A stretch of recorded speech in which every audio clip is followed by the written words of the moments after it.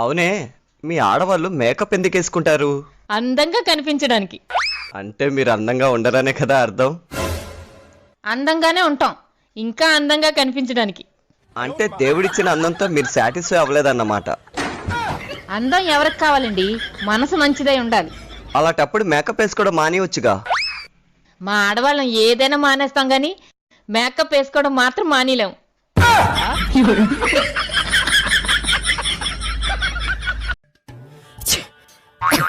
మా కోడలికి జలుబు చేసినట్టుంది. ఉదయం నుంచి తెగ తుంగుతుంది. ఏమ్మా జలుబు చేసిందా? అవునత్తయ్య గారు, ఈ రోజు ఉదయం నుంచి జలుబుగానే ఉంది. ఉండదా మరి? నిన్న బజార్కి వెళ్ళినప్పుడు వర్షం వస్తుంటే తడుసుకుని వచ్చేసావు, ఏదో కొంపలు అంటూ పోతున్నట్టు. ఏ కాసేపు ఆగి వర్షం తగ్గాక రావచ్చు కదా. ఈ రోజు ఉదయం నుంచి తుస్సు తుస్సుమని తుమ్ముతున్నావు. అత్తయ్య గారు, మీరు చాలా విడ్డూరంగా మాట్లాడుతున్నారు. అదే మొన్న మీ అబ్బాయి తడుచుకొని వస్తే మా 5-6 వర్షం ఇప్పుడే రావాలా అన్నారు. ఏదో పొరపాటున నేను తడుచుకొని వస్తే నన్నేమో తిడుతున్నారు. సర్లే చెప్పావు గాని మేడపైన బట్టలు ఆరేసరా. సరేనండి. అత్తయ్య గారు, నాకు ఒక డౌట్. నీకు డౌట్లు కొదవేముంది, అడుగు. నిన్న నేను ఇలా తడిచినందుకే జలుబు చేస్తుంది. మరి చేపలు ఎప్పుడు నీటిలోనే కదండి ఉంటాయి, మరి చేపలకు జలుబు చేయదా?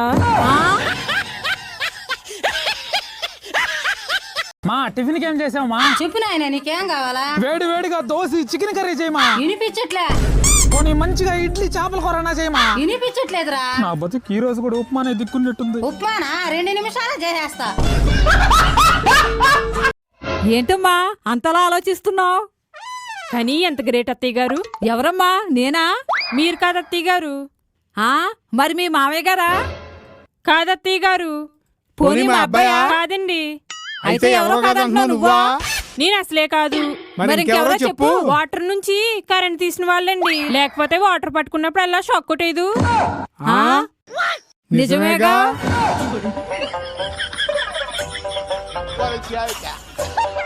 ఈ మధ్య అనవసరంగా పిల్లల్ని చంపుతున్నారు కదా. సడన్ గా మా ఆయన కూడా నన్ను చంపనీకి వస్తే నా పరిస్థితి ఏంటి? వెంటనే యాసిడ్ పోసేస్తా. అయినా టైంకి యాసిడ్ బాటిల్ ఉండదు కదా. పోనీ ఊరేసేస్తే? అంత హైట్ లేపాలంటే కష్టం కదా. లాభం లేదు, బాటిల్లో విషం పోసి ఇచ్చినట్టు నేను కూడా అన్నంలో విషం పెట్టేస్తా. కానీ సడన్ గా మారితే పాపం కదా. ఇంకా లాభం లేదు, మంచి కత్తిని కొని దగ్గర పెట్టుకుంటా. నన్ను చంపడానికి వస్తాను నన్ను అనుమానం వచ్చింది అనుకో, పసుక్కున పొడిచేయచ్చు, పసుక్కున పొడిచేయచ్చు. ఈ మధ్య అత్తయ్య గారు, సరదాగా ఈ రోజు ఒక బెట్ వేసుకుందామండి. అలాగే వేసుకుందామమ్మా. మరి గెలిస్తే ఏంటి? ఏముంది, మీరు గెలిచారనుకోండి పనులన్నీ నేను చేస్తాను, నేను గెలిచాననుకోండి పనులన్నీ మీరు చేయాలి. సరే ఏంటో అడుగు. మీతో నేను 45 అనిపిస్తాను. నేను అననుగా. నేను అనిపిస్తాగా. చూద్దాం. 40కి 4 కలిపితే ఎంతండి? ఎంత? 44. అదిగో మీరు అనేసారు. నేనెక్కడన్నాను? నేను అన్నది 44. నువ్వేమో 45 అనిపిస్తానన్నావు. అదిగో ఇప్పుడు అనేసారు. ఈ రోజు పనులన్నీ మీరే చేయాలి. ఇదేంటి ఇలా అనేసాను?